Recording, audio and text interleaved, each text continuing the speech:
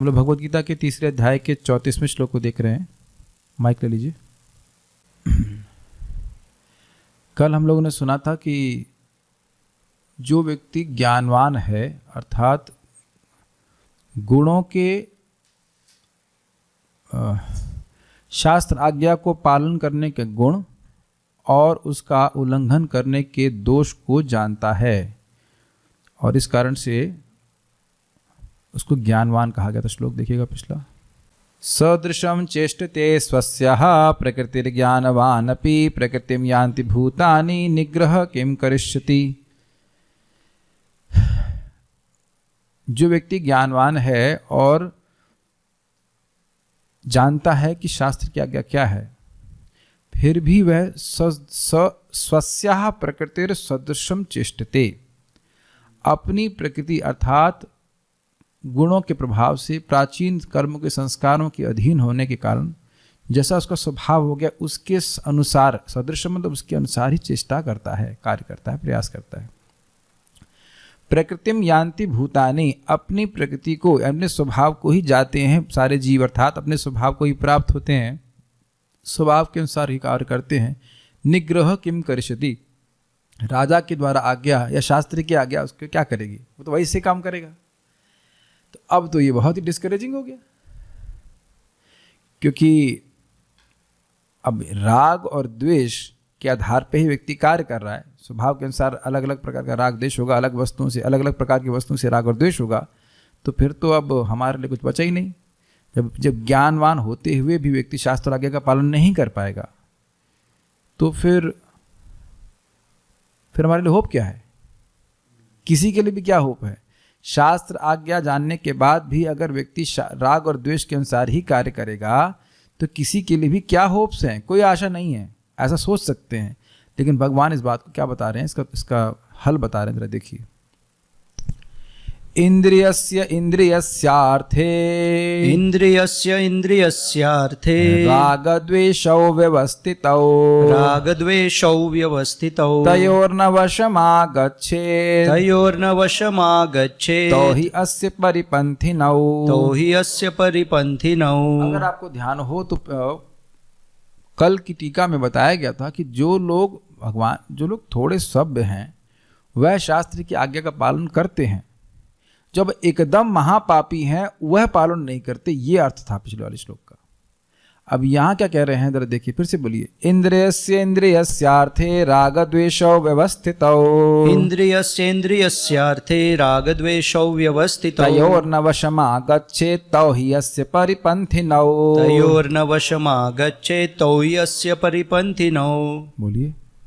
इंद्रियस्य इंद्रियस्यार्थे रागद्वेषौ व्यवस्थितौ, इंद्रियस्य इंद्रियस्यार्थे रागद्वेषौ व्यवस्थितौ, तयोर्न वशमागच्छेत् तौ हि अस्य परिपन्थिनौ, तयोर्न वशमागच्छेत् तौ हि अस्य परिपन्थिनौ।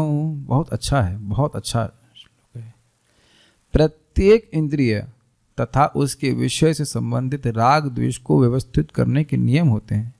मनुष्य को ऐसे राग तथा द्वेष के वशीभूत नहीं होना चाहिए, क्योंकि ये आत्म साक्षात्कार के मार्ग में अवरोधक हैं। इंद्रियस्य, इंद्रिय का, इंद्रियस्य अर्थे अपने अपने विषय में, अपने अपने विषय का अर्थ है 5 ज्ञानेंद्रियां और बाकी जो कर्मेंद्रियां, 5 कर्मेंद्रियां, उनके अपने अपने विषय हैं और उनमें राग और द्वेष व्यवस्थित हो। राग एवं द्वेष अवश्यम भावी होता है। व्यवस्थित मतलब विशेष रूप से स्थित रहता है। किसी की आंख एक रूप को देखना चाहती है और दूसरे व्यक्ति की आंख दूसरे रूप को देखना चाहती है। किसी की जीभ एक विशेष प्रकार की वस्तु के प्रति आकर्षित रहती है, दूसरे की जीभ किसी और वस्तु के प्रति आकर्षित रहती है, लेकिन रहता जरूर है। व्यवस्थित मतलब अवश्यम भावी। हर व्यक्ति की इंद्रियों, ज्ञानेंद्रियों, कर्मेंद्रियों की में राग और द्वेष होता है। कुछ कर्म हमको करने अच्छे ही नहीं लगते, कुछ लोगों से खाना बनता ही नहीं है, तो अब उनके हाथ उसको रोटी बनाने के लिए नहीं है। मतलब बना सकते हैं, हाथ तो वही हैं, लेकिन वो रोटी नहीं बना सकते। वो रोटी के प्रति अत्यंत द्वेष है। मैं एग्जाम्पल दे रहा हूँ कर्मेंद्रियों का। कुछ लोगों के पांव कहीं जाएंगे ही नहीं, ठीक है। कुछ लोगों की आंखें गीता को देखेंगी ही नहीं। अब आप लोग तो भाग्यवान हो, तो भगवत गीता को देख रहे हो, भगवान को देख रहे हो, लेकिन बहुत से लोग ऐसे हैं जो गीता को देखना भी नहीं चाहते, उसके शब्द को सुनना भी नहीं चाहते। तो ये लाइन समझ में आ रही, इंद्रियस्य अर्थे, इंद्रियों का इंद्रियों के अर्थ में, अर्थात ज्ञान इंद्रियों के अर्थ क्या हो गए, रूप रस गंध स्पर्श आदि 5। तो इनके संबंध में राग और द्वेष व्यवस्थित रहता है, राग और द्वेष फिक्स्ड रहता है। कुछ वस्तुओं के प्रति राग होगा ही और कुछ वस्तुओं के प्रति द्वेष होगा ही। इसको और क्लियर किया जाएगा टीका में। अब अगर राग और द्वेष से व्यक्ति प्रभावित है और अगर नहीं है ही, तो फिर व्यक्ति उन्हीं के अनुसार कार्य करेगा, और जब वह कार्य करेगा तो बंधन में पड़ जाएगा। अतः इसलिए तयो, उनके, तयो शब्द यहाँ पे द्विवचन में, इन दोनों का मतलब राग और द्वेष के वशम न अगच्छेत, अधीन मत हो। अर्थात राग हो रहा है गलत कार्य करने के प्रति, लेकिन उसके अधीन होकर कार्य मत करो, ये होगा, बद्धजीव मतलब ये होगा। और अच्छी चीजें करने के प्रति द्वेष है तो उससे भी प्रभावित मत हो। मैं फिर से रिपीट कर रहा हूं, राग मतलब भोग करने के पीछे आसक्ति है, हृदय में बड़ी तीव्र आसक्ति है, लेकिन उसको कंट्रोल करो। यही बात प्रभुपाद जी बता रहे हैं, नियम में रखो। ऐसा नहीं कि अब जो भी बात मन को करना अच्छा लग रहा है वो हमारे लिए अच्छा ही और हम करने बैठेंगे, नहीं, उसको कंट्रोल करो और उनके अधीन मत हो। उसके बाद क्या कहते हैं, द्वेष मतलब अच्छे कार्य से, मान लो गीता क्लास में आना है, इसके प्रति जीव का बड़ा द्वेष होता है, गीता क्लास में क्यों आएंगे, तो इस द्वेष से के अधीन मत हो। समझ पा रहे हैं कौन से द्वेष के अधीन नहीं रहना है।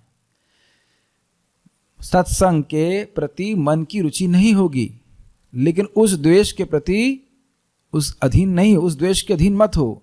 और भोग के प्रति, असत्संग के प्रति राग होगा, लेकिन उस राग के प्रति भी अधीन नहीं हो। इसलिए यहाँ पे तयो शब्द आया। तयो शब्द जो है वो द्विवचन में दो को इंगित कर रहा है, राग और द्वेष दोनों को इंगित कर रहा है। तो उनके वश में न आगच्छेत, यह आज्ञा दे रहे हैं, अधीन मत हो। क्यों ना हो अधीन हो, क्या दिक्कत है, तो बड़े अच्छे लग रहे हैं हमको। तो कहते ही, क्योंकि तौ मतलब फिर दो, सह तौ ते, तौ मतलब द्विवचन, दोनों, राग और द्वेष, अस्य परिपंथिनौ, अस्य का मतलब इसके मतलब जो मुक्ति चाहता है उसके। अब जो मोक्ष नहीं चाहता उसके लिए ये विरोधी नहीं है। परिपंथनों मतलब मतलब सामने, और पंथी मतलब जो पथ पे चल रहा है उसके सामने खड़े हो गए। अरे भाई ये तो कोई कठिनाई नहीं होगी, आप समझ ही रहे होंगे कि जगत में गुंडे लोग कभी कभी रोड ब्लॉक कर देते हैं और आपके सामने खड़े हो जाते हैं और पथ में आगे नहीं बढ़ने देते। सबको समझ में आ रहा है अर्थ। तो परि मतलब सामने, और पंथ मतलब पंथिना मतलब जो पथ पे चल रहा है उसके सामने खड़े हो जाते हैं। क्या सामने खड़े हो जाते हैं, ये दो गुंडों का नाम याद हुआ, राग और द्वेष। देखिए सिंपल सी बात है, मान लीजिए कि अब कोई व्यक्ति अपने राग से कंट्रोल्ड है तो गीता क्लास में नहीं आ पाएगा ना,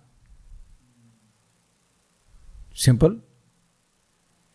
और अगर वह द्वेष से कंट्रोल है, क्या ये सब फाते भाई बात तो बोलेंगे कि तुम आत्मा हो, कोई नई बात बताएंगे क्या सुनना जाकर के वहां पे, क्या हरे कृष्ण कर रखा हो, ये इसी प्रकार से व्यक्ति नहीं आता है। देखिए एक हम बात कहना जरूर चाहेंगे इस संबंध में। जूम पे मैं कई बार डांट देता हूं आपको, मैं कम कर रहा हूं, लेकिन फिर भी मैं कहता हूं कि थोड़ा गंभीरता से भक्ति की, जरा कभी कभी तो डांट जाऊं, एक आध दो शब्द थोड़े कठोर बोल दूं। अब जरा तुलना कीजिए कि जितना भौतिकतावादी बॉस ने गाली दी है उसकी तुलना में मेरे शब्द कितने कठोर हैं।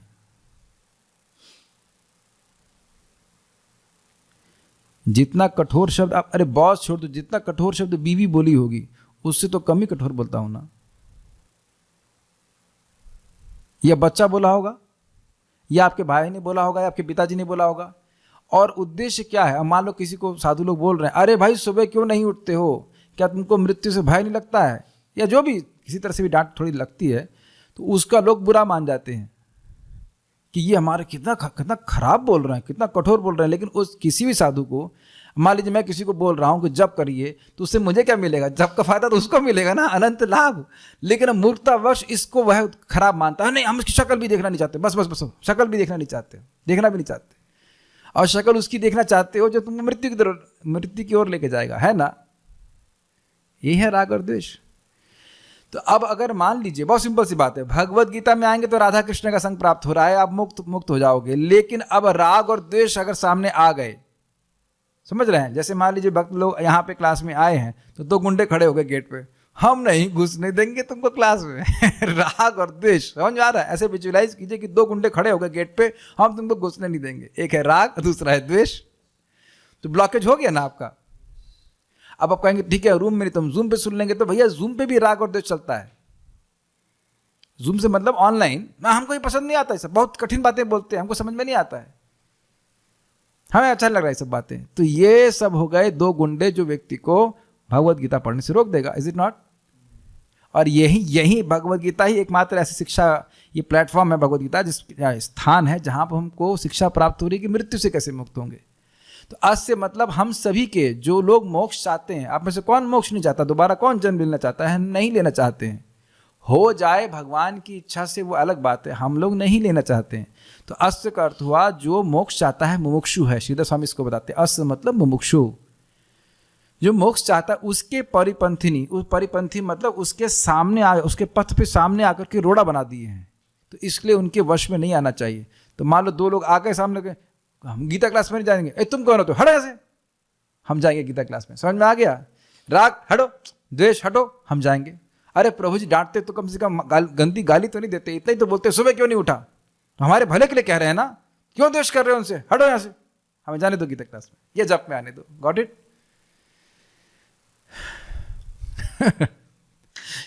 इस तरह से राग और द्वेष को हटाना होता है।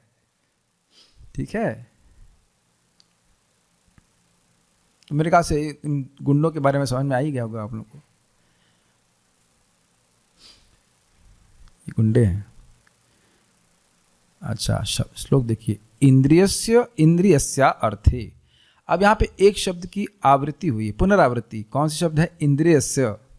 इंद्रियस्य अर्थे। तो ये कहने का अर्थ है, ये बार बार आचार्यों ने बताया कि बार बार इंद्रिय से कहने का अर्थ है कि सभी इंद्रियों को ग्रहण करना हो, केवल एक इंद्रिय की बात नहीं हो रही है। ठीक?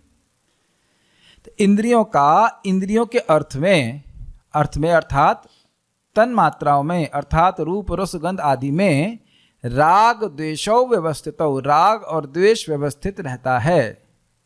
जैसे भी मैं एक छोटा सा एग्जाम्पल लूं, आप में से कितने लोगों को करेला अच्छा लगता है? करेले की सब्जी, किसी को भी अच्छा नहीं लगता है, तो सब मेरी पार्टी में आ गए। लेकिन 4 लोगों ने अच्छा बताया है, तो अब आप लोगों को उसमें राग हो सकता है, हमको बड़ा अच्छा लगता है। और हमको अगर कोई करेला दे दे तो नहीं। चलिए करेला तो हमने आसान बोल दिया, किसी को नीम बैगन अच्छा लगता है? यहाँ पे इसको हंस रहे हैं यहाँ पे। एनीवन फॉर नीम बैगन? सत्यम प्रभु सिंह, नीम बैगन। ठीक है, तो एक व्यक्ति को नीम बैगन अच्छा लगता है। प्राय बंगालियों को आप बोलेंगे बड़े खुश हो जाएंगे, यार बड़े दिन से हो गया नीम बैगन नहीं बनाया। अब नॉर्थ इंडिया के वालों को तो एकदम द्वेष हो जाएगा कि नीम बैगन, आपके पूजा फीस्ट है, क्या फीस्ट है? नीम बैगन। Too much. तो ये सच्ची घटना है। एक व्यक्ति था, वो नया था भक्ति में, और दूसरे भक्त जो थे उन्होंने उसको जबरदस्ती नीम बैगन खिलवा दिया, उनको खाना ही पड़ेगा, उसने भक्ति ही छोड़ दी। ऐसा नहीं करना चाहिए लोगों के साथ में, वही टॉर्चर हो जाता है। तो यार एनीवेज, हम सभी की इंद्रियां विशेष प्रकार के राग और द्वेष से युक्त रहती हैं। तो कहते हैं ये है। आप ये नहीं कह सकते प्रभु जी हमको ये अच्छा लगता है। हाँ, हमको पता है कि अच्छा लगता है, सुबह सोना अच्छा लगता है, बिना स्नान किए जब कर सकते हैं आप, ठीक है, वो तो शुरुआत में कैसे भी करो चलेगा, लेकिन अंततोगत्वा एक दिन तो आपको किसी को सिखाना होगा ना। अगर आप टीचर बन जाएंगे कल से, तो क्या तब भी बिना स्नान किए जब करेंगे? आप विचार कीजिए, कब तक स्टूडेंट ही बने रहेंगे, वो भी लेजी वाले। अब देखो मैं जैसे बोल रहा हूँ ना, तो कुछ लोगों को व्यक्तिगत रूप से सोच के बोल रहा हूँ, कुछ लोगों को जनरल बोल रहा हूँ, तो लग रहा होगा शार्प, मुझे पता है शार्प लग रहा होगा, शार्प लगने के लिए बोला जा रहा है। लेकिन कब तक आप स्टूडेंट बने रहोगे, ये विचार कीजिएगा। कब तक स्टूडेंट बने रहेंगे, वो भी लेजी वाले। आप एक सिंपल सी बात सोचो, आज सुबह से मैं स्नान नहीं किया होता तो आप लोगों को अजीब सा नहीं लगता?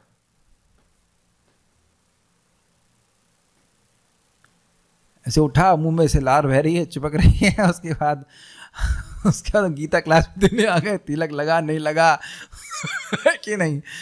क्या ऐसे किसी टीचर से आप सीखेंगे गीता, भगवत गीता?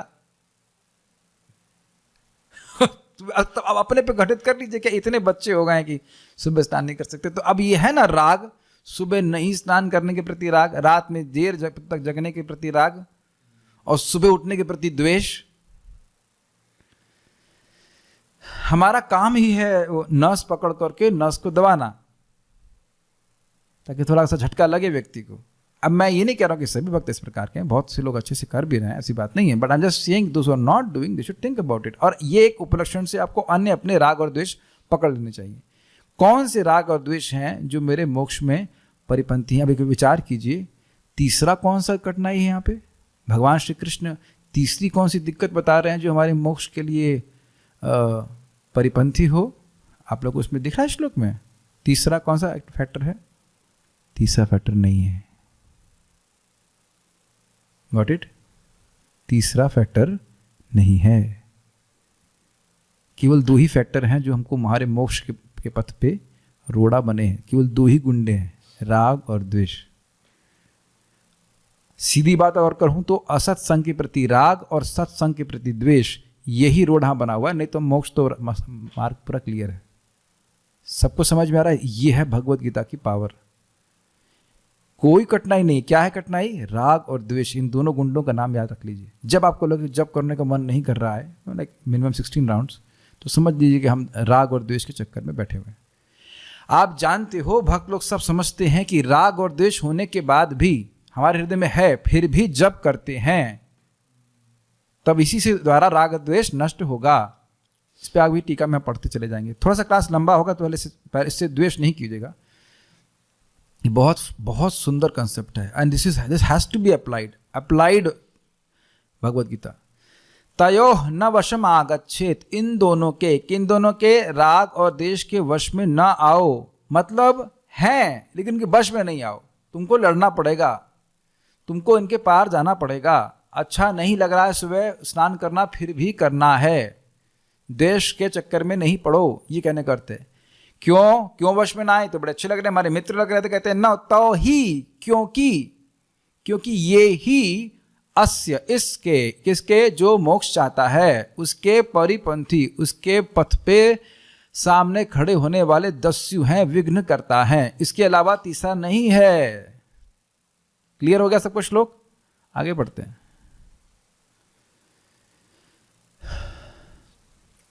ये जितने भक्त ड्रॉप करते हैं भक्ति से, वो इसी कारण से ड्रॉप कर जाते हैं, राग और द्वेष के वश में आकर के। ठीक है, गीता भूषण टीका देखेंगे।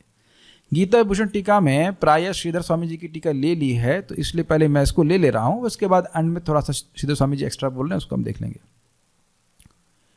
यदि मनुष्यों के कर्म की प्रवृत्ति पूर्णतः उनकी पापमय प्रकृति के अधीन है, तो शास्त्रों के विधि निषेधात्मक आदेश व्यर्थ होंगे। मानो यह कोई शंका करे कि फिर शास्त्र की विधि के पालन की, विधि और निषेध की आज्ञा की जरूरत ही क्या है, जब सब लोग अपने हिसाब से कार्य करेंगे। तो उस पर ये श्लोक कहा जा रहा है, इंद्रियस्य अर्थात इंद्रिय संबंधित वाक्यांश की पुनरावृत्ति समस्त इंद्रियों अर्थात श्रोत्र आदि ज्ञानेंद्रियों तथा इसकी इंद्रिय विषय ध्वनि तथा वाक आदि कर्मेंद्रियों तथा इसकी इंद्रिय विषय वचनों को इंगित करता है। इसको समझने का प्रयास कीजिए। इंद्रियस्य अर्थे, तो इंद्रियस्य करके 2 बार आया है, तो इससे ये सूचित होता है कि सारे, इसे विप्सा कहते हैं, बार बार रिपीट कर रहे हैं, तो इस विप्सा के द्वारा ये इंगित होता है कि सारी कर्मेंद्रियां और सारी ज्ञानेंद्रियों पे ये बात घटित होगी कि एक एक कर्मेंद्रिय और ज्ञानेंद्रिय अपने एक एक विषय के प्रति राग और द्वेष से युक्त रहती है। ठीक, वेरी गुड। नेक्स्ट, राग द्वेषौ अर्थात आकर्षण एवं घृणा। ये तो समझते ही हैं, ये अच्छा लग रहा है और ये बिल्कुल अच्छा नहीं लग रहा। राग मतलब अत्यधिक आकर्षण, हमको चाहिए ही लाइक दिस, किसी भी कीमत पे चाहिए, ऐसा बोलते हैं राग। तो राग द्वेषौ अर्थात आकर्षण एवं घृणा, तो अनुकूलता और प्रतिकूलता उस व्यक्ति के लिए इंद्रियार्थे अर्थात इन सभी इंद्रिय विषयों में अस्थिर रूप से नहीं, अपितु व्यवस्थित अर्थात दृढ़ता पूर्वक निहित है। भगवान श्री कृष्ण इस बात को बोलते हैं, जो हमारी इंद्रियों को बनाने वाले हैं और इंद्रिय के अर्थों को भी बनाने वाले हैं। ये लाइन समझने का प्रयास कीजिए, इजी है, कठिन नहीं है। कह रहे हैं कि ये जो अनुकूल और प्रतिकूलता है जो राग और द्वेष के कारण लग रही है, जैसे आपको क्या खाना अच्छा नहीं लगता है, कुछ नाम बोलेंगे? हाँ, करेला। हाँ, तो अब मान लीजिए करेले की सब्जी आपको बिल्कुल पसंद नहीं है और वही रख दी गई और कुछ सब्जी ही नहीं है, रोटी है बस।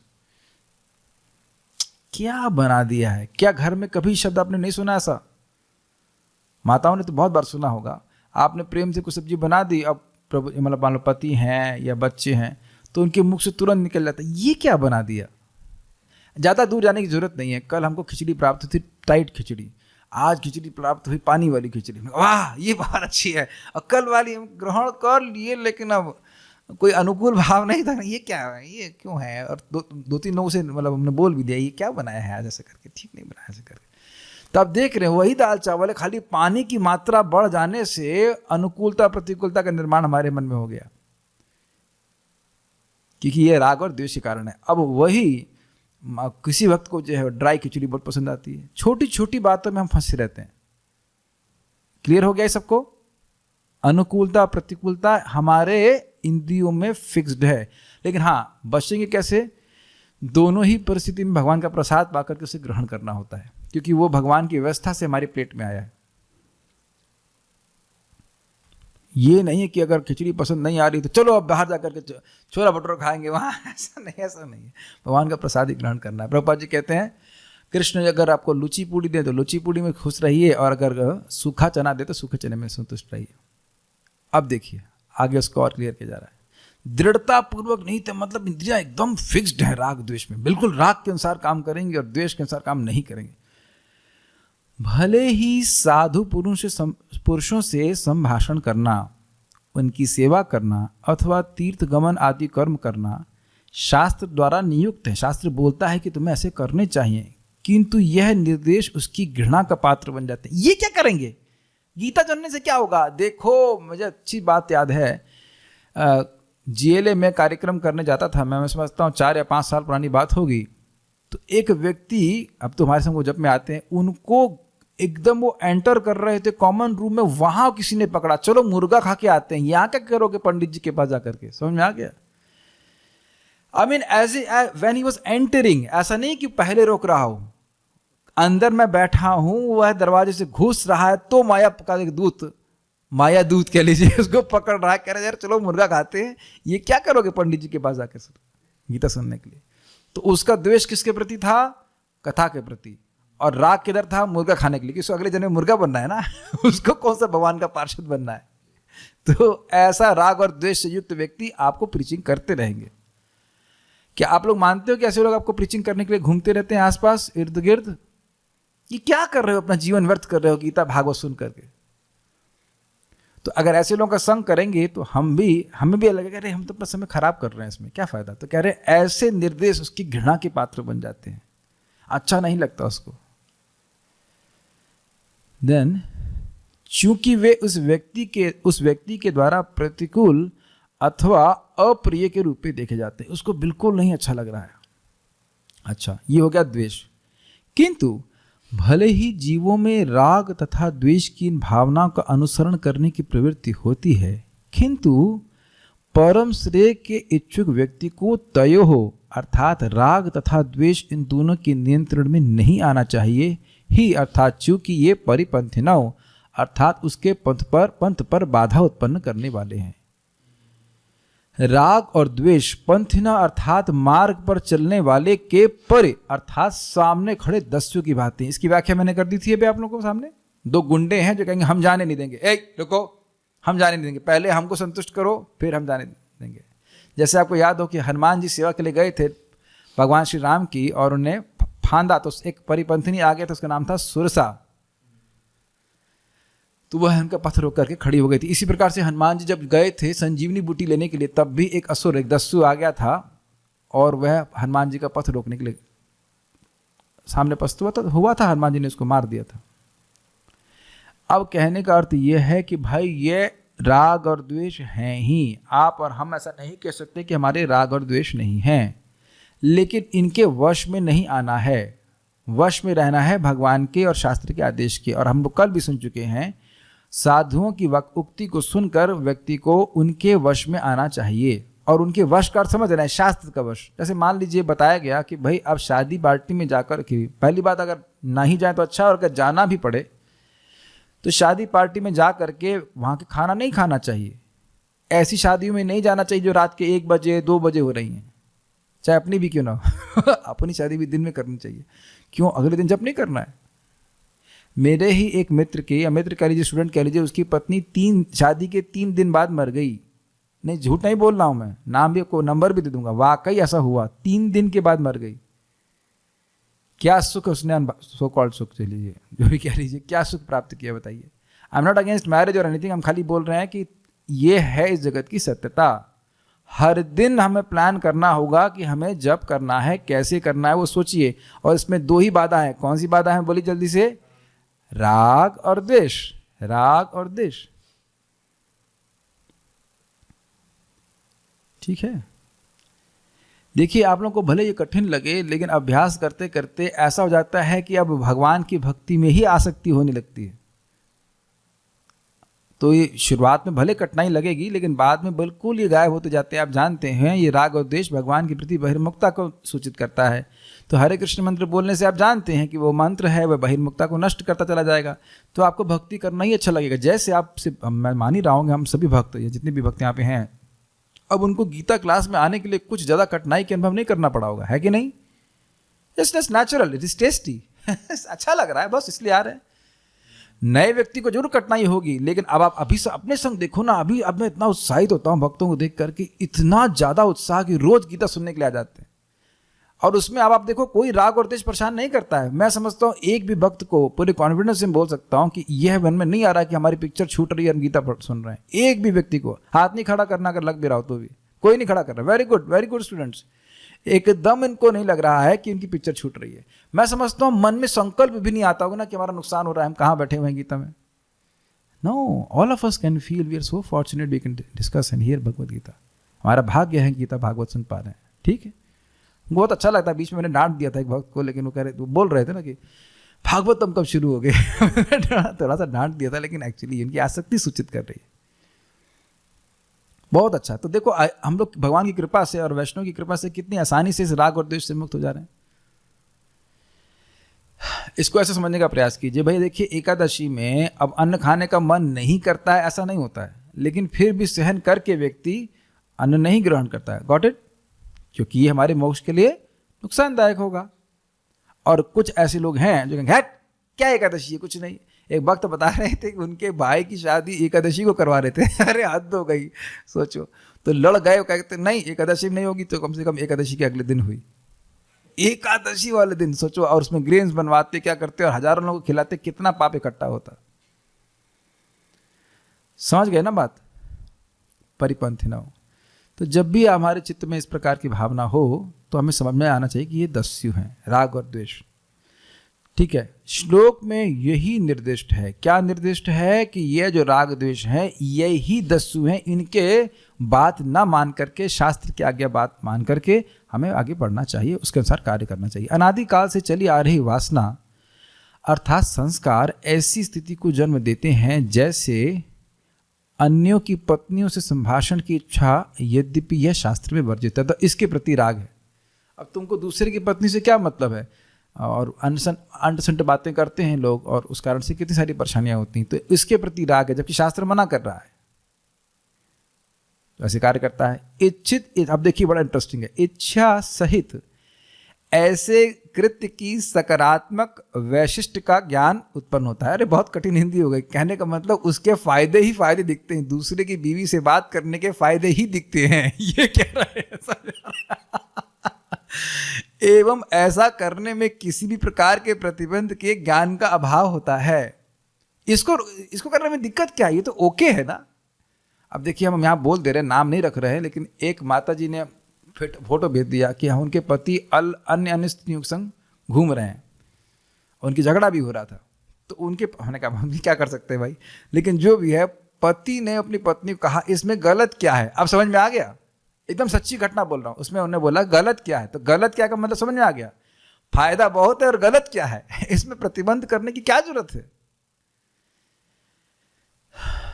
जैसे आप जानते हो अजामिल के केस में, अजामिल ने अब उस वैश्या को देखा, उससे आसक्त हो गया, तो अब वैश्या को अपने घर में ला करके उसके संग ऐसा संबंध जोड़ने में उसको बड़ा लाभ महसूस हो रहा था कि मेरा जीवन तो कृतार्थ हो गया, और अब इसकी वजह से नरक जाना पड़ेगा या और कोई प्रतिबंध शास्त्र का है, राजा का, उसके प्रति वह पूरी तरह अनभिज्ञ हो गया। यहाँ तक कि ब्राह्मण के सारे कृत्य त्याग करके वह चोरी डकैती भी करने लगा। सब लोग उस कथा को जानते हैं, दिख रहा है आपको ये? यस। तो यानी कि राग के कारण जो इच्छा थी, उस इच्छा के अनुसार ऐसा उसके मन में भाव आ जाता है, इसलिए वो करता है। यह इच्छा मनुष्यों को कार्य करवाती है। इसी प्रकार शास्त्र का यह निर्देश कि साधु पुरुषों से वार्तालाप करना चाहिए, इसके संबंध में द्वेष उत्पन्न हो सकता है। मतलब द्वेष उत्पन्न होता नहीं है, हमेशा द्वेष उत्पन्न हो ऐसा नहीं है, लेकिन जो पापी लोग हैं उनके मन में द्वेष रहता है, अरे इनके पास क्यों जाना, क्या फायदा हो जा करके।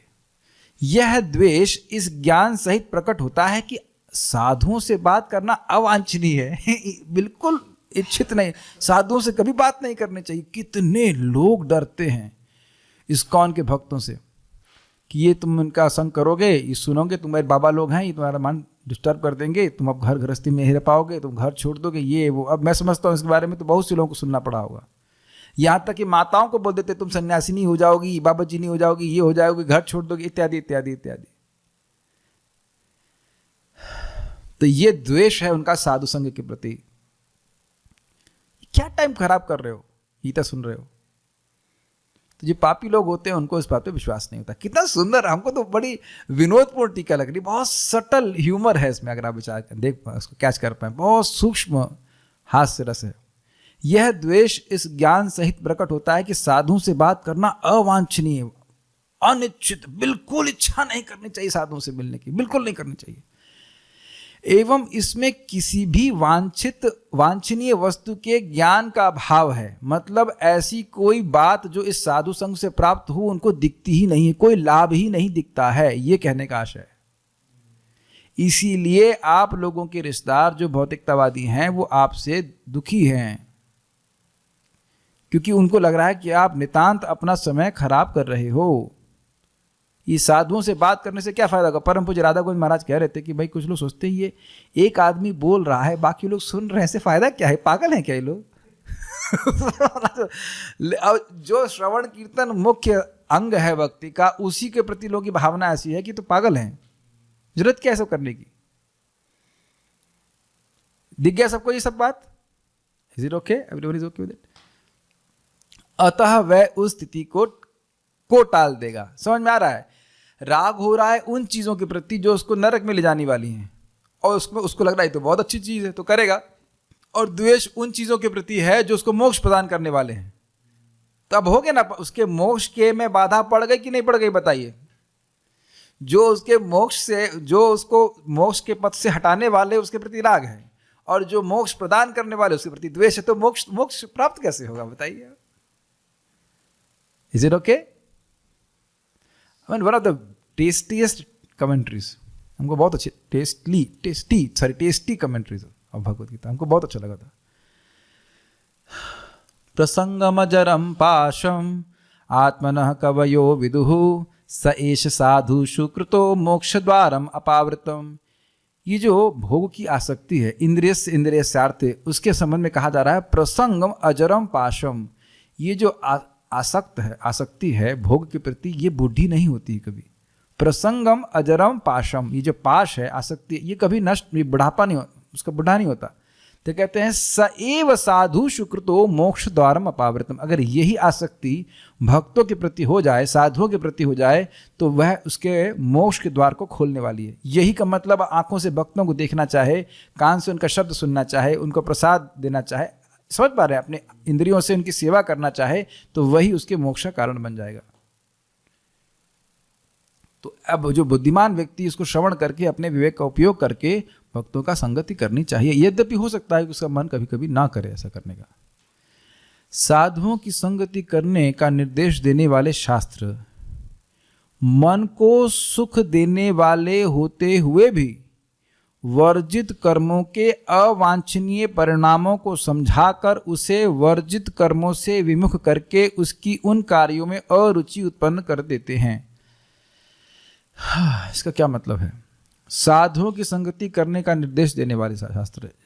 भक्ति के शास्त्र जो जीव को समझा रहे हैं कि उसके लिए हितकारी क्या है, वह साधुओं की संगति के लाभ और असत संग के दुष्प्रभावों का वर्णन करते हैं। तुल्यामालवे नापि न पुनर न स्वर्गम न पुनर्भवम भगवद संगी संगस्य मर्त्यानाम किमुताशिष। तुल्यामा लवे नापि, एक लव यानी कि 1 सेकंड का 1/11वां हिस्सा भी या 1/7वां हिस्सा जो भी रहा हो, उसके बराबर भी। तुल्यामा लवे नापि न स्वर्गम न पुनर्भवम, स्वर्ग और मोक्ष भी एक लव के बराबर क्षण के, एक लव के बराबर समय के भगवत संगी संगस्य, भक्तों के जो भगवान में आसक्त हैं उनके संग के लाभ के बराबर नहीं है। कुछ समझ पा रहे हैं श्लोक? भगवत संगी संगस्य मर्त्यानाम किमुताशिषा, जो मर्त हैं, जो निश्चित रूप से मरने वाले हैं, उनके लिए इससे बड़ा लाभ क्या है? समझ में आ रहा है सब लोगों को? तो ये श्लोक कहां से सुना आपने? श्रीमद् भागवतम से। तो श्रीमद् भागवतम में बता रहा है कि व्यक्ति को असत्संग नहीं करना चाहिए और सत्संग ही करना चाहिए। एक क्षण का भी संग व्यक्ति के भक्तिमय जीवन की शुरुआत कर सकता है। समझ में आ गया लोगों को? और असत्संग त्याग, हाँ, चैतन्य चरितामृत में देख लें, असत्संग त्याग ए वैष्णव आचार। असत्संग को त्यागना ही एक वैष्णव का आचरण है। स्त्री संगी एक, कृष्ण अभक्त आर। जो व्यक्ति स्त्री संगी है, स्त्री में आसक्त है, और दूसरा जो भगवान को निर्विशेष मानता है, ऐसे व्यक्ति जो कृष्ण का अभक्त है, ऐसे लोगों की संगति व्यक्ति को नहीं करनी चाहिए। ठीक है? तो इस तरह की बातों को व्यक्ति सुनता है तो उसकी मति, यद्यपि हो सकता है उसकी मन में रुचि हो, उसे लगता है कि हाँ भौतिकतावादी लोग अच्छे हैं, लेकिन शास्त्र की बात सुन करके उसमें उसकी अरुचि उत्पन्न हो जाती है। क्या ये सब अपने जीवन में आप घटित होते हुए देखते हो? यस। तो आप देख रहे हैं कि शास्त्रों को श्रवण करने से व्यक्ति को लाभ होता है। कल भी हमने सुना था ना, ततो दुसंगमुत्सृज्य सत्सु सज्जेत बुद्धिमान संतमेवाभिछंदन्ति मनोव्यासंग मुक्ति भी। 11-26 भागवतम सुना था ना सबने? कल काफी चर्चा करी गई थी इसके ऊपर। तो वह श्लोक दिखा देता हूं और उससे आपको समझ में आ जाएगा। श्लोक क्रमांक, बहुत अच्छा श्लोक था, बहुत सुंदर श्लोक है। इसको देखने से समझ में आ जाएगा कि यहाँ पे क्या बात बोली जा रही है।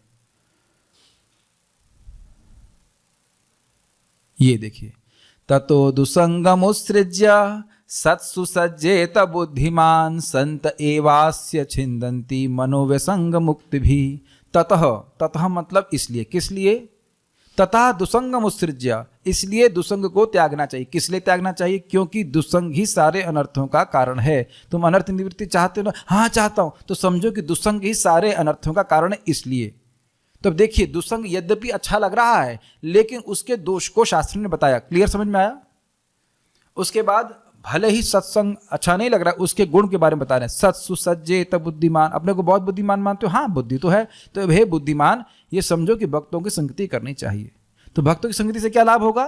तो कहते हैं संत एवा अस्य छिन्दन्ति। अस्य यहां भी श्लोक में गीता में आया और यहां पे भी आ रहा। अस्य मतलब जो मोक्ष चाहता है, बंधन में है लेकिन मोक्ष चाहता है, तो संत एवा अस्य छिन्दन्ति। संत ही, या संत जिस प्रकार से छिंदन करेंगे और कोई साधन नहीं कर सकता है, तो संत ही उसका छिंदन कर देते हैं। क्या छिंदन करते हैं? मनोव्यसंग मुक्ति भी। मन में जो विशेष आसक्ति है भोग के प्रति, उसको अपनी वाणी के द्वारा नष्ट करते हैं। यहां श्लोक में क्या देख रहे हैं? इंद्रियस्य इंद्रियस्यार्थ, यही मनोव्यसंग है। मन का विशेष संग, आसक्ति, राग और द्वेष मन में निवेशित होते हैं, तो वो इंद्रियों में भी फैले रहते हैं। तो इस प्रकार की आसक्ति को संत लोग काटेंगे। तो ये श्लोक आप अगर भागवत से सुनते हैं तो क्या कुछ व्यक्ति को बुद्धि विवेक आएगा कि मुझे संतों का संगति करनी चाहिए और असत लोगों का संग नहीं करना चाहिए? Answer is very clear, answer is yes. तो यद्यपि राग और द्वेष है, फिर भी राग द्वेष के अनुसार कार्य ना करके, शास्त्र के द्वारा बल प्राप्त करके, विवेक का बल प्राप्त करके व्यक्ति सही तरह से कार्य करेगा। और एक बार देखो, सिंपल सी बात है, जब भक्तों की संगति करना शुरू किया तो उसकी आसक्ति ढीली पड़ेगी। तो ढीली पड़ेगी तो अगली बार सत्संग करना आसान होगा, फिर और ढीली हो जाएगी, फिर अगली बार सत्संग करना और आसान होगा, फिर और ढीली हो जाएगी। Got it? जैसे यहाँ पे कुछ भक्त तो ऐसा होंगे कि जिनको गीता सुनने के लिए अगर रोका जाएगा तो कठिनाई होगी, है कि नहीं? Don't raise your hands, don't glorify yourself, I am glorifying enough. But अगर आपको गीता क्लास छोड़ने के लिए बोला जाएगा तो कठिनाई होगी। तो आप देख रहे हैं कि बहुत वैज्ञानिक सिस्टम में समझेंगे तो उसे करते चले जाएंगे और हम लाभ अनुभव करेंगे। फाइन, चलिए वापस श्लोक पे जाते हैं। तो इस प्रकार से शास्त्र उसको अवांछनीय कर्मों के वर्जित कर्मों के अवांछनीय परिणामों को समझाकर उसे वर्जित कर्मों से विमुख कर देता है और उसकी उस कार्य में अरुचि उत्पन्न कर देते हैं। तो यानी कि ऐसा नहीं है कि शास्त्रीय आज्ञा कोई पालन कर ही नहीं सकता। साथ ही वे मन को अप्रिय होने पर भी उनके अनुकूल परिणामों को समझाकर शास्त्र विहित कर्मों के प्रति आकर्षण दिलाते हैं एवं उनमें संलग्न करते हैं। इस प्रकार शास्त्र के विधि निषेधात्मक आदेश व्यर्थ नहीं। This is brilliant. एग्जाम्पल देता हूं आपको। यद्यपि शास्त्र का आदेश व्यक्ति को इस समय पालन करने में अच्छा ना लग रहा हो, ठीक, लेकिन उसकी महिमा बता करके व्यक्ति को प्रवृत्त किया जाता है। जैसे सर्वधर्मो जिता विष्णुर नाम मात्रैक जल्पकाः सुखे नताम गतिम यान्ति नताम सर्वेपि धार्मिकः। सारे धर्मों को छोड़कर कोई भगवान हरि का नाम ही ले रहा है, और अन्य व्यक्ति हैं जो सारे धर्म कर रहा है लेकिन भगवान का नाम नहीं ले रहा है। तो अब जो व्यक्ति सारे धर्मों को छोड़ के भगवान का नाम ले रहा है वह बड़े सुख से भगवान के धाम की प्राप्ति कर लेगा, लेकिन जो सारे धर्मों को करने वाला है और नाम नहीं बोल रहा है वह उस गति को प्राप्त नहीं होगा। तो अब मान लीजिए कि नाम बोलने में सुख नहीं भी मिल रहा है, जो कि काफ़ी दिन तक स्ट्रगल चलती है, फिर भी नाम करेंगे कि नहीं करेंगे? अरे गर्दन तो हिला दो भाई जूम वाले भक्तों, तो मुझे कम से कम ये मालूम चल जाए कि हाँ समझ में आ गया। Is it okay? कई बार अगर आप लोगों को पता है कि नहीं पता है, हमें तो अपने को स्मरण कराना पड़ता है। अहो बता स्वपचतो गरियान यज्वा अग्रे वर्तते नाम तुभ्यम ते पुस्तपः जुहुः न शश्नुरार्या ब्रह्मान चुरनाम गृणन्ति ये ते। तो जो भगवान का नाम उनको पसंद करने के लिए बोल रहा है तो वह एक नाम बोलने से ही ब्राह्मण से भी श्रेष्ठ हो जाता है। उसने सारी तपस्याएं कर ली हैं, सारे यज्ञ कर लिए हैं, सारी पवित्र नदी में स्नान कर लिया है, सारे वेदों को कई बार पढ़ लिया है। क्यों? क्योंकि वे आपका नाम उच्चारण कर रहे हैं। तो अब आप बताइए, रुचि ना भी हो तो भी नाम अपना जो नियमित संख्या से करेंगे कि नहीं करेंगे? और यह भी स्पष्ट है कि इस बात को सुन करके कि हमारा नाम जब सबसे महत्वपूर्ण कार्य है हमारी आध्यात्मिक प्रगति में व्यक्ति करेगा, उसके महत्व को समझेगा। इस प्रकार से श्रीमद् भागवत हमको प्रेरणा देती है कि नहीं। जैसे 8:3-2 भागवत, यत एतत् चिदात्मकम, भगवान को प्रणाम करते ही भगवान उस साधक के शरीर को चिन्मय बना देते हैं। ऑब्वियसली अगर आपको स्पॉन्डिलाइटिस या सर्वाइकल व्हाटएवर क्या कहते हैं स्लिप डिस्क नहीं है तो स्वाभाविक सी बात है कम से कम 1-2 प्रणाम तो जरूर करेंगे। या जैसे हम सुनते हैं यमराज जी से पूछा गया यमदूतों के द्वारा कि भाई किसको नरक में लाए, तो कहते हैं जिह्वा न वक्ति भगवद गुण नाम ध्येयम चेतश्च न स्मरति यच्चरणारविंदम तानानयध्वम असतम वृष्णुकृत्यान तानानयध्वम असताम अविष्णुकृत्यान। ऐसे करके श्लोक यमराज जी कहते हैं कि देखिए, जिसकी जिह्वा ने एक बार भी भगवान का नाम तानानयध्वम असत विष्णुकृत्यान। एनीवेज वो श्लोक तो याद नहीं आ रहा है, लेकिन श्लोक का शुरुआत बड़ी अच्छी है। जिसकी जिह्वा ने एक बार भी भगवान का नाम नहीं लिया, जिह्वा न वक्ति भगवद गुणनाम ध्येयम, या भगवान के गुणों को नहीं बोला है। तो सरकार कुछ लोग कमजोर होते हैं, इन द सेंस बेचारे बोल नहीं पाते हैं। श्लोक भेज दिया गया है, I just post it for everyone, this is very nice one. नहीं हो पा रहा है, ठीक है। जिह्वा न वक्ति भगवद गुण नाम ध्येयम चेतश्च न स्मरति तच्चरणारविंदम कृष्णाय नो नमति यच्चिरे कदापि तानानयध्वम असतो कृत विष्णुकृत्यान। 6:3-29 जिह्वा न वक्ति, जिसकी जिह्वा ने एक बार भी नहीं बका है और नहीं बोला है। क्या नहीं बोला है? भगवान के गुण नाम। या तो गुण नहीं बोला हो, भगवान कितने महान है, भगवान कृष्ण कितने सुंदर हैं, तो खैर कृष्ण का तो नाम आ ही गया, उनके गुणों को नहीं बोला या नाम को नहीं बोला है, तो सरकार कुछ लोग तो गूंगे होते हैं सरकार, तो लिया उनको, कहते ना चेतश्च न स्मरति तच्चरणारविंदम, या उनके चित्त ने कभी भगवान का स्मरण नहीं किया। सरकार कुछ लोग पागल होते हैं, उनको ले आए, तो कहते नहीं कृष्णा या नो नमति यच्चिरे कदापि, या फिर कृष्ण को एक बार प्रणाम नहीं किया है, तो ऐसे व्यक्तियों को लेके आओ। तान आनयध्वम, ऐसे लोगों को लाया जाए, जिसमें मैं कहूं कि वो सुना था अनेन प्रसव विश्वध्वम, उसी तरह से आनयध्वम, ऐसे लोगों को लाया जाए।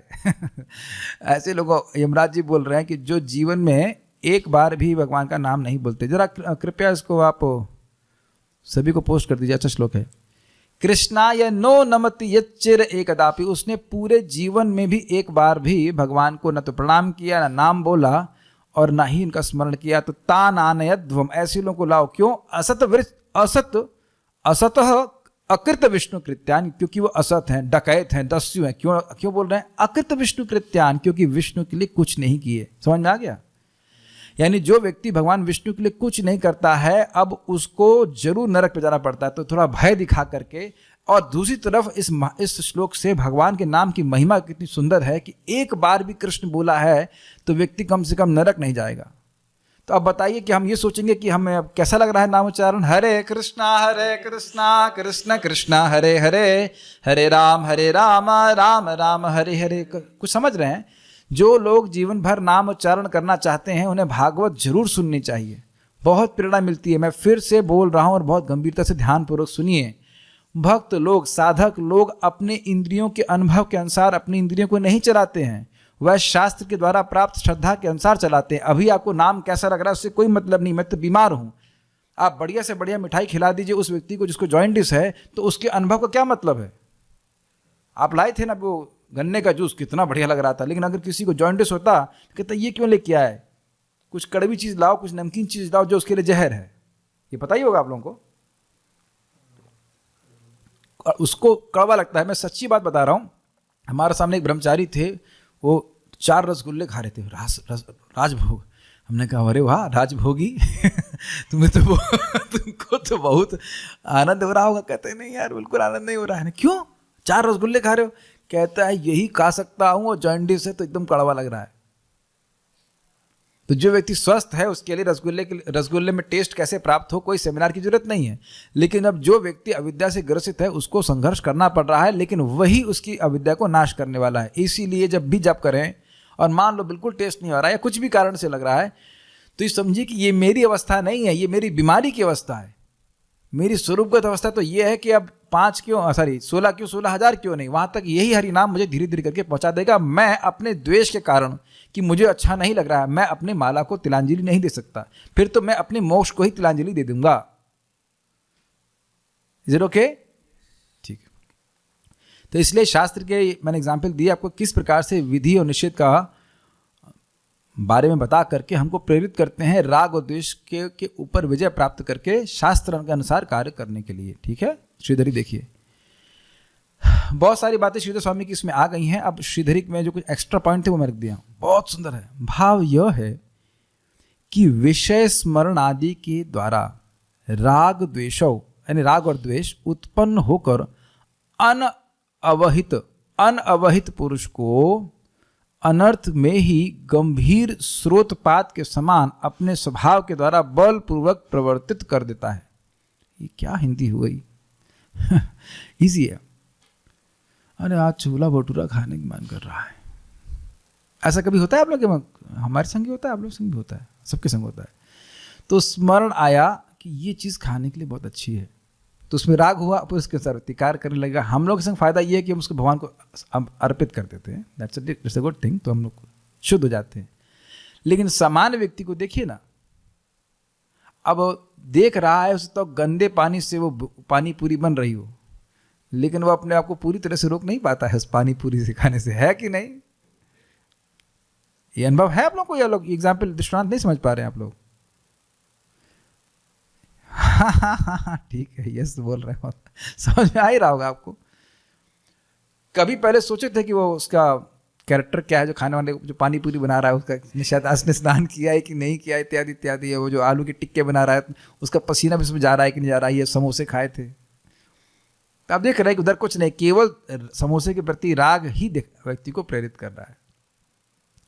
तो कह रहे हैं अनअवहित, अवहित का अर्थ होता है जो प्रमाद से रहित हो, जो बहुत ध्यान पूर्वक कार्य को कर रहा है। तो एक मिनट, बहुत ध्यान पूर्वक कार्य कर रहा है मतलब इस कर्म को कर रहा हूं, इससे मेरा बंधन लगेगा कि मेरा मोक्ष होगा। Got it? ये हो गया अवहित पुरुष जो बहुत सतर्कता से कर्म कर रहा है। जैसे आप ये तो बताओगे, स्वीकार करो कि हर भक्त यहाँ खाने को देख करके पहले ये पूछेगा कि ये भोग है, ये प्रसाद है कि नहीं। जो लोग गंभीर भक्ति से कर रहे हैं वो पहली चीज आप पूछो कि ये भोग लग गया इसका। कितने लोग ऐसा करना शुरू किए? Please raise your hands.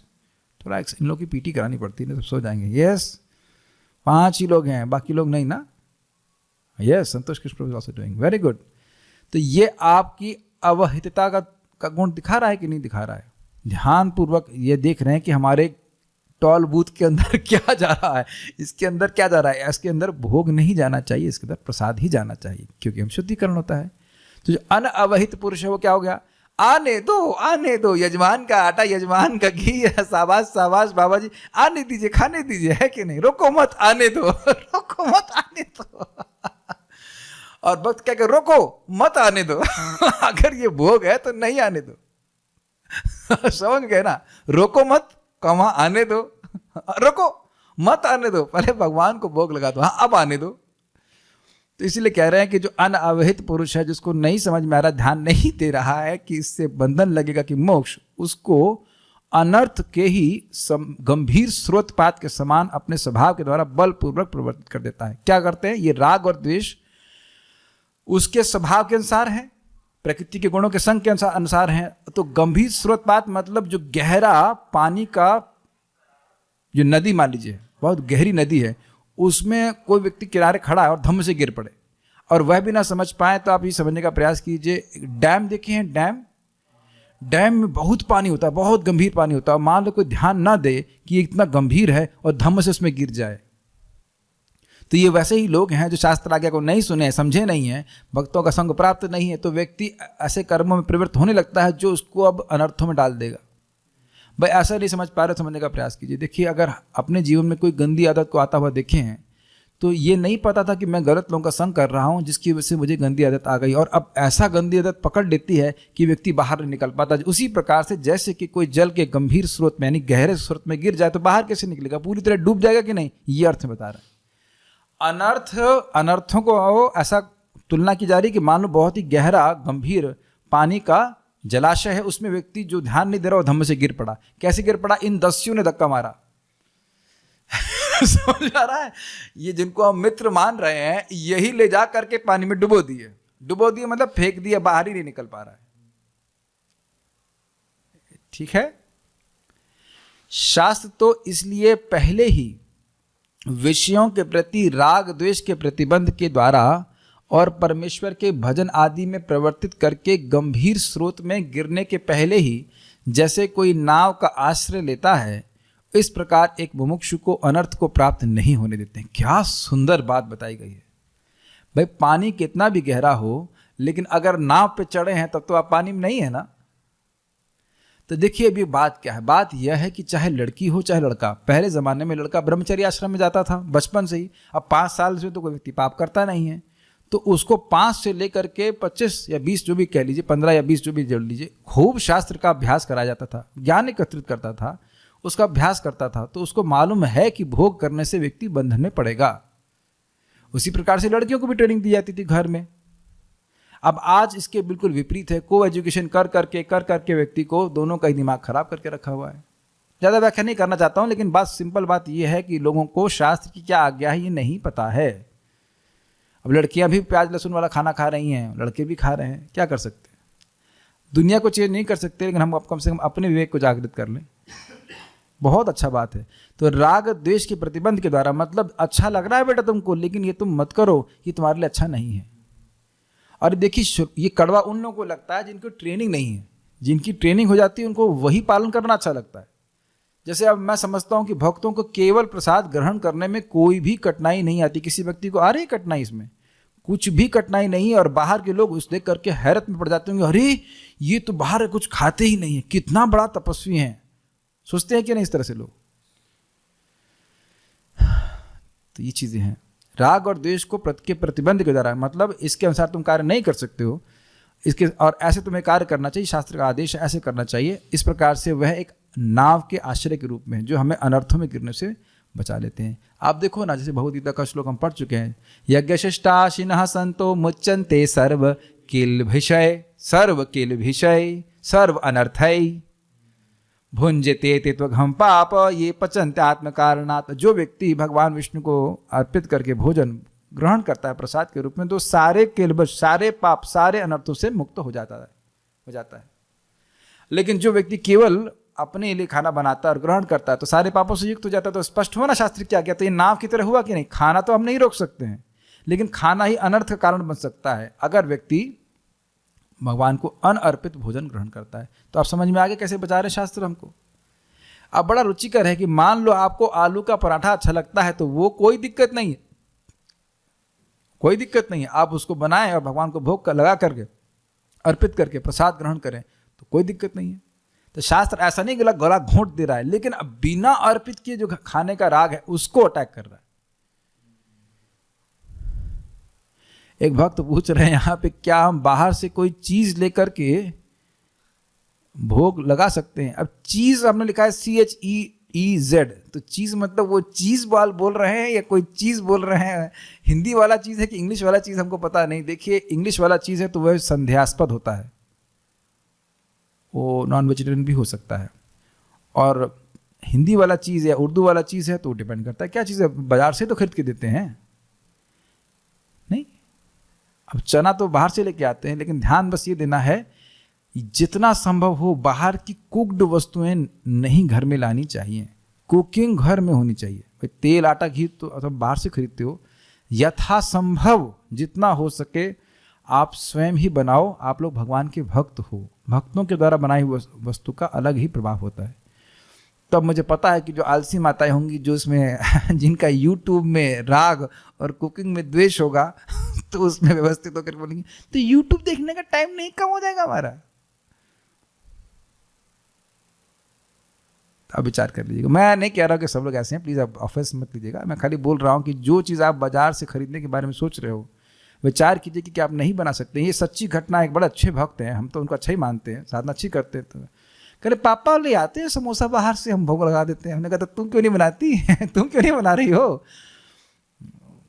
तो सीखने की दिक्कत नहीं थी, निकल के रिजल्ट ये आया कि उसके बाद बर्तन बहुत हो जाते हैं और बर्तन धोने पड़ते हैं। आगे ना द्वेष, अब समझ में आ गया ना? तो प्रयास ये करना चाहिए कि बाहर की वस्तुएं नहीं ग्रहण करना चाहिए, ठीक है? अपने से बनाइए। प्रभुपाद इसको बहुत स्पष्ट कहते हैं कि तुम अपना भोजन बनाते हो, भगवान को अर्पित करते हो, भगवान स्वीकार कर लेते हैं, कितना बड़ा फायदा होगा। सारा अर्थवर्ष नहीं, हम पूरा पढ़ के ही रुकेंगे। कोई द्वेष करना चाहे तो कर सकता है, लेकिन हम पूरा पढ़ के ही रुकेंगे, क्योंकि दुष्ट स्वभाव वाले व्यक्ति पर विधि निषेध लागू करना शास्त्र के वश की बात नहीं है। अब जो सुनना ही, हमें सुनना नहीं है, हमें मत बताइए आप बस, तो ऐसे व्यक्ति पे शास्त्र कुछ नहीं कर सकता है। अतः जब तक पापाभ्यास से दुस्वभाव उत्पन्न नहीं होता है तब तक इंद्रियों को अपने इच्छानुसार विचरण नहीं करने देना चाहिए। समझ रहे हैं इसका मतलब? बहुत सुंदर मतलब है कि ये इसका अर्थ है कि देखिए, हम पहले ही बोल चुके, 5 साल की उम्र में बच्चे को भेज दिया जाता था गुरुकुल, तो अब इंद्रिय भोग करने का अवकाश ही कहाँ है? समझ में आ गया? इससे पहले कि इस प्रकार की गंदी आदतें मन में आए, व्यक्ति को पहले ही भक्ति करने का ट्रेनिंग दे देनी चाहिए। आप लोगों के पता नहीं जीवन में या कुछ भी, हमारे सबके जीवन में जो भक्ति करने में दिक्कत आ रही है वो भक्ति के पहले किए गए कर्मों की वजह से है। ऐसा नहीं कि भक्ति अनर्थ का निर्माण कर रही है।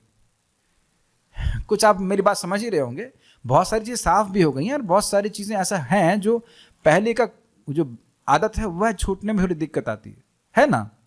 तो अब सोचिए, मान लीजिए बचपन से, मान लीजिए फॉर मैं अपना एग्जाम्पल लूँ कि 5 साल की उम्र में ब्रह्मचारी आश्रम चले गए होते, अच्छा ब्रह्मचारी आश्रम होता, और 25 साल तक वहाँ पे रहे होते, तो अब कभी ये कोई पिक्चर कभी देखी ही नहीं होती। जैसे देखिए सिंपल सी बात है, मैंने कभी शराब पी ही नहीं तो मेरे लिए वो स्ट्रगल है ही नहीं। लेकिन जिन लोगों ने शराब पी है कभी, तो उनको भक्ति में आने के बाद भी कुछ समय तक तो कम से कम कुछ दिक्कत आती है।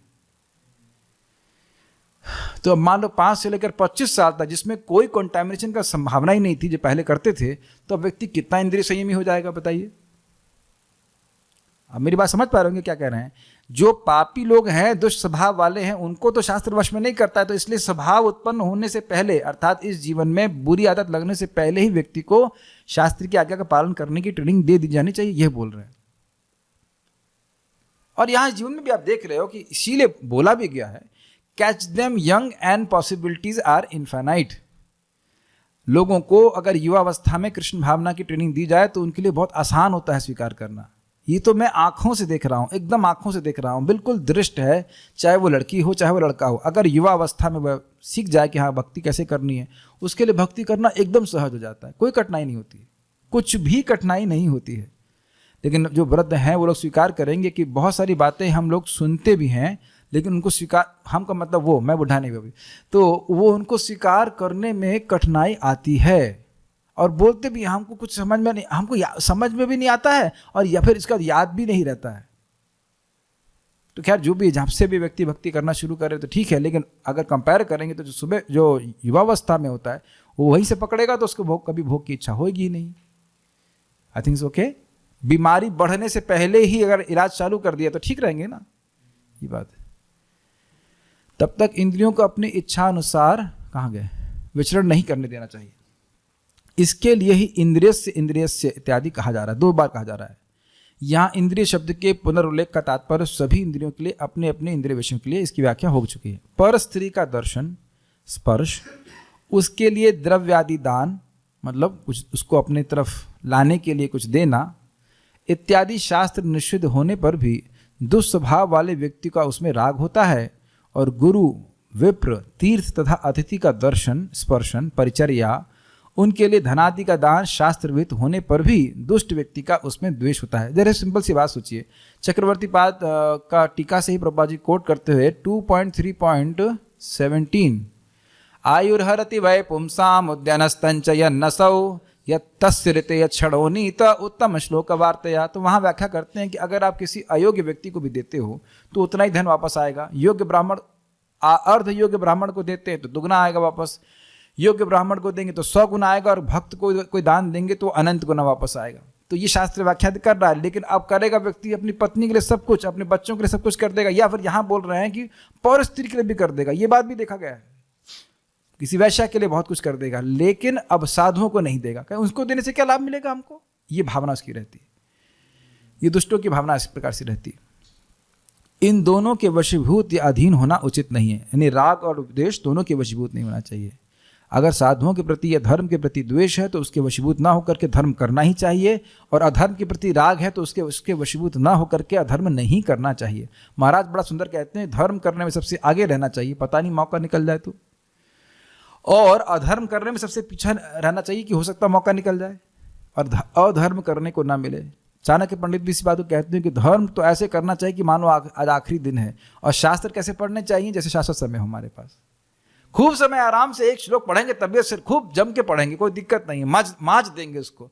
और अब धर्म तो आज आखिरी दिन है भैया, पता नहीं कल धर्म करने को मिलेगा नहीं मिलेगा, जितना हो सके नाम जप कर लें, जितना हो सके भगवान की गीता भागवत पढ़ लें, ऐसी करके भावना होनी चाहिए। बहुत अच्छा शिक्षा है, बहुत सुंदर शिक्षा है। क्यों? क्योंकि धर्म करने के प्रति लोगों का द्वेष होता है और अधर्म करने के प्रति लोगों की राग बुद्धि होती है। इन दोनों के वशीभूत या अधीन होना उचित नहीं है। अथवा स्त्री के दर्शन आदि से राग और किसी के द्वारा इसका प्रतिघात करने पर द्वेष करना उचित नहीं है। ये बात समझ में आई है? लड़कियों को देखना लोगों को बड़ा अच्छा लगता है, गलत दृष्टि से, स्वाभाविक सी बात है, और उसको कोई रोके तो क्या कहना, ना हमको ये सब बातें मत बताओ, हमको पता है हमें क्या करना चाहिए, डोंट टीच मी, ये बात बोल रहे हैं। तो इस द्वेष के, ये द्वेष उचित नहीं है। इसी प्रकार पुरुषार्थ साधक को, अस्य मतलब जो पुरुषार्थ साधना चाहता है, सरस सुस्निग्ध अन्न आदि मनो अनुकूल पदार्थों के प्रति राग भी नहीं करना चाहिए, और विरस रुक्ष अन्न आदि मन के प्रतिकूल पदार्थों के प्रति द्वेष भी नहीं करना चाहिए। मतलब अब हर दिन आपको अच्छा ही खाने को मिलेगा ऐसा नहीं है, मिलेगा वो जो देने वाला देना चाहता है। जैसे भगवान रखना चाहे उसमें संतुष्ट रहने का प्रयास करना चाहिए। इसी प्रकार अपने पुत्र के दर्शन श्रवण आदि से राग और शत्रु के पुत्र के दर्शन श्रवण आदि से द्वेष नहीं होना चाहिए। ये तो बहुत सुंदर बात है ना। तो पढ़ने से समझ आ रहा है इनके राग और द्वेष के वशीभूत होना उचित नहीं, इसकी ही व्याख्या की गई है। क्योंकि इनके द्वारा वशीभूत हो जाएगा, वशीभूत मतलब समझ रहे हैं मेस्मराइज्ड हो जाएगा, तो व्यक्ति अपने कर्तव्य को भूल जाएगा। तात्पर्य प्रभुपाद जी का, जो लोग कृष्ण भावना भावित हैं वे स्वभाव से भौतिक इंद्रिय तृप्ति में रत होने से झिझकते हैं, जो इन्हें में झिझकते हैं। क्यों? Because no it's waste of time. कोई वास्तविक सुख मिलेगा नहीं और हमारा समय खराब होगा। उतने ही समय में हम भगवान की भक्ति कर सकते थे। मैं फिर से रिपीट कर रहा हूं, जो समय हम इंद्रिय तृप्ति में लगाए वही समय अगर हम नाम जप में लगा देते या गीता भागवत में लगा देते तो हमारा कितना फायदा होता। एकदम बिजनेसमैन की तरह सोच रहे हैं ना। बिजनेसमैन इसी प्रकार सोचता है ना कि उसका बिजनेस बढ़े कैसे, और बिजनेस को घटाने वाले कार्य बिल्कुल नहीं करना चाहता है, व्यवसायत्मिका बुद्धि। तो जो वाकई कृष्ण भावना भावित हैं वो जानते हैं कि जगत में कुछ सुख है नहीं और हमें निकलना है, जगत से निकलकर भगवान के पास पहुंचना है। इसलिए कह रहे हैं इंद्रिय तृप्ति में रत होने में झिझकते हैं, यानी ये है वास्तविक रूप से कृष्ण भावना भावित होने का लक्षण। इंद्रिय तृप्ति के प्रति अत्यधिक अरुचि, ये मेरा टाइम वेस्ट कर रही हैं इंद्रियां। It may appear heavy but it is for a good. किंतु जिन लोगों की ऐसी भावना ना हो उन्हें शास्त्रों के यम नियमों का पालन करना चाहिए। यम मतलब नहीं करना, निषेध, और नियम मतलब विधि, ये करना चाहिए। अनियंत्रित इंद्रिय भोग ही भौतिक बंधन का कारण है, किंतु जो शास्त्रों के यम नियमों का पालन करता है वह इंद्रिय विषयों में नहीं फंसता है। देखिए, कुछ तो इंद्रिय तृप्ति लोगों को चाहिए लेकिन अनियंत्रित नहीं होना चाहिए। उदाहरणार्थ प्रभुपाद क्या कह रहे हैं, यौन सुख बद्ध जीव के लिए आवश्यक है और विवाह संबंध के अंतर्गत यौन सुख की छूट दी जाती है, लेकिन किसी भी स्त्री के संग नहीं कर सकते। और आप जानते हैं संतान उत्पत्ति के लिए करना चाहिए। शास्त्रीय आदेशों के अनुसार अपनी पत्नी के अतिरिक्त अन्य किसी स्त्री के साथ यौन संबंध वर्जित है। अन्य सभी स्त्रियों को अपनी माता मानना चाहिए। किंतु इन आदेशों के होते हुए भी मनुष्य अन्य स्त्रियों के साथ यौन संबंध स्थापित करना चाहता है। ये राग दिखाता है उसका, और इससे उसका मोक्ष का मार्ग रुक जाता है। मोक्ष के मार्ग में आगे बढ़ने से वो रुक जाता है। इन प्रवृत्तियों को दमित करना होगा, अन्यथा वे आत्म साक्षात्कार के मार्ग में बाधक होंगी। देखिए, दस्यु लोग जो होते हैं, जो गुंडे होते हैं, उनको आप उपदेश नहीं दे सकते हैं। अरे भाई देखो, समझो, क्या समझे, क्या समझे, क्या समझा रहे हो हमको? दस्यु लोग ऐसे ही बात करते हैं ना, क्या समझा रहे हो? हमें कुछ नहीं समझना, हमको कुछ नहीं समझना है। अरे भैया देखो, मेरी बात समझो, ये अच्छा नहीं, हमें कुछ मत सुनाओ, हमारा टॉल पेमेंट करो, फिर आगे जाओ, और आगे जाने नहीं देंगे। Got it? तो दमन ही करना पड़ेगा। कोई इच्छा आ रही है और अगर व्यक्ति देखे क्या ये शास्त्र के अनुसार है, और वो शास्त्र आपने नहीं लिखा होना चाहिए वो शास्त्र परंपरा में प्राप्त होना चाहिए। वो शास्त्र हम स्वयं संहिता के अनुसार नहीं होना चाहिए। तो दमन का मतलब ही होता है, वस्तुतः दमन का मतलब है एकदम पीस देना, पैरों के नीचे एकदम दबा देना, कि ऐसी इच्छाओं को तो नहीं करना है। It needs lot of strength to do that, but ऐसा करना चाहिए। परम पूज्य कदम कानन महाराज का तिरुभाव हुआ कल, है ना, कल ही हुआ। तो वे एक ब्रह्मचारी क्लास में बोल रहे थे, उनसे किसी ने पूछा, महाराज what to do when I have sex desire, अगर मेरे हृदय में यौन इच्छा आ रही तो हमें क्या करना चाहिए? तो महाराज तो बड़े उच्च कोटि के भक्त कहते हैं, कुछ नहीं करना चाहिए, you should not do anything.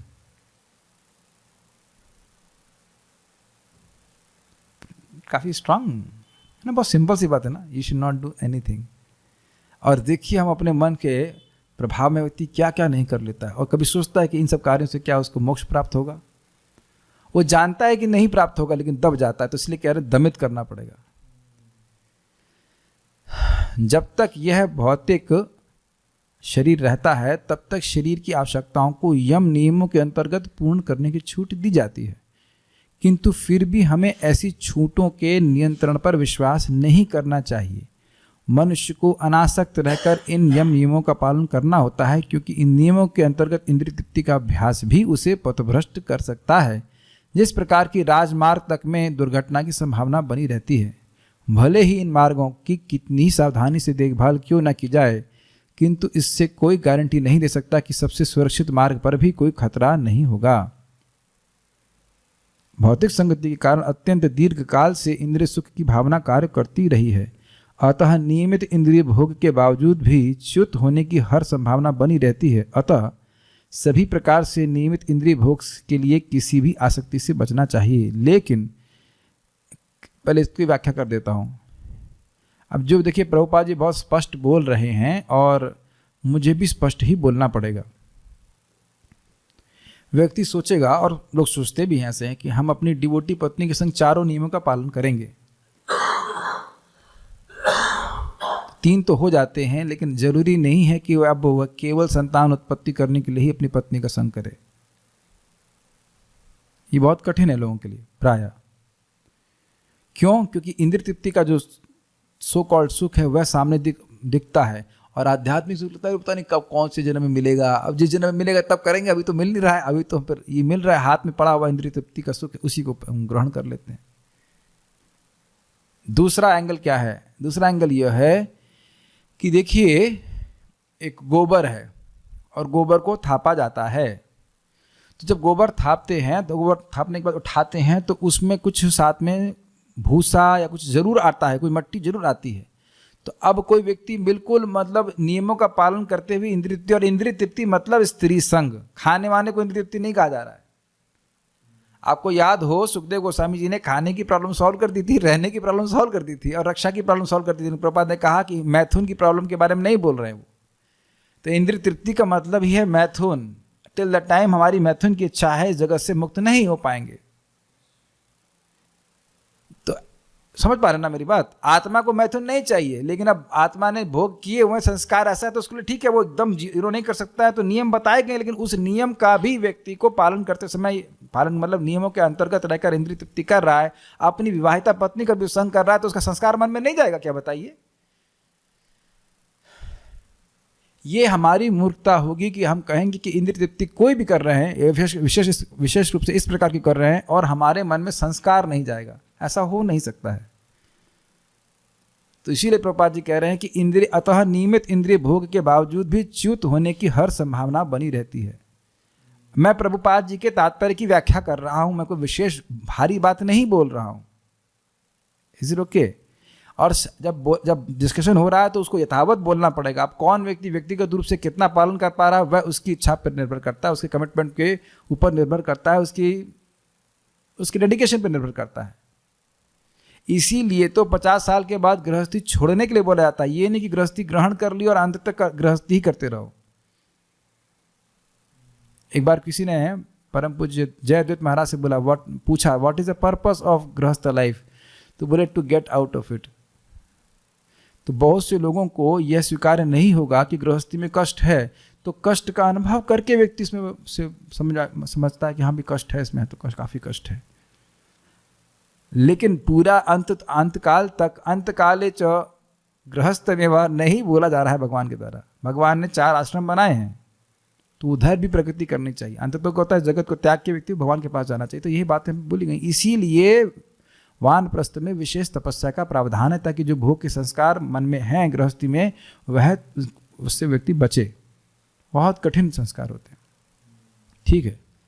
लेकिन कृष्ण भावनामृत ऐसा है कि इसके प्रति आसक्ति से या सदैव कृष्ण की प्रेम भक्ति में कार्य करते रहने से सभी प्रकार के इंद्रिय कार्यों से विरक्ति हो जाती है। अतः मनुष्य को चाहिए कि वह किसी भी अवस्था में कृष्ण भावनामृत से विरक्त होने की चेष्टा ना करे, इससे द्वेष नहीं करे। समस्त प्रकार की इंद्रिय आसक्ति से विरक्ति का उद्देश्य अंततः कृष्ण भावनामृत के पद पर आसीन होना है। बहुत अच्छा बात है। देखिए अभी आप देख लो ना, गीता बोलना और पढ़ना सुनना अच्छा लगता है तो सहज रूप से भौतिक वार्ता से हम विरक्त हो गए। हमें अलग से विरक्त होने के लिए प्रयास करने की जरूरत नहीं है। जैसे हम भोजन ग्रहण कर लेते हैं तो अब खाने से अपने आप विरक्त हो जाते हैं, लेकिन ये उपमा केवल आंशिक रूप से सत्य है, क्योंकि भोजन करते हैं, भूख शांत हो जाती है तो अन्य भोज्य पदार्थों से विरक्त हो जाते हैं, और अब जिससे खा रहे होते हैं उससे भी विरक्त हो जाते हैं। लेकिन भक्ति करता है तो व्यक्ति को भक्ति, जैसे उसकी भक्ति बढ़ती है भगवान का अनुभव प्राप्त होता है, भगवान का अनुभव अद्भुत है, तो इस कारण से वह जगत से विरक्त हो जाता है, लेकिन भक्ति से विरक्त नहीं होता है।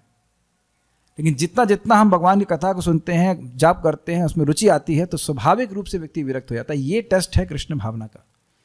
ठीक है, तो हमने श्लोक में यही सब सीखा है, जो मैं हल्का से रिवाइज कर लेता हूँ। यही सीखा है कि इंद्रियों के विषयों में राग और द्वेष फिक्स्ड रहता है, उनके वश में ना आकर के, क्योंकि समझते हैं कि ये अस्य, इस व्यक्ति की जो मोक्ष चाहता है उसके ये परिपंथी हैं, उसके लिए विघ्नकर्ता दस्यु के समान है। व्यक्ति को इनके वश में नहीं आना चाहिए। शास्त्र के आदेश में भक्तों के संगत में व्यक्ति को कार्य करना चाहिए ताकि इस राग द्वेष से वह मुक्त होता चला जाए। सो एनी क्वेश्चंस और कमेंट्स?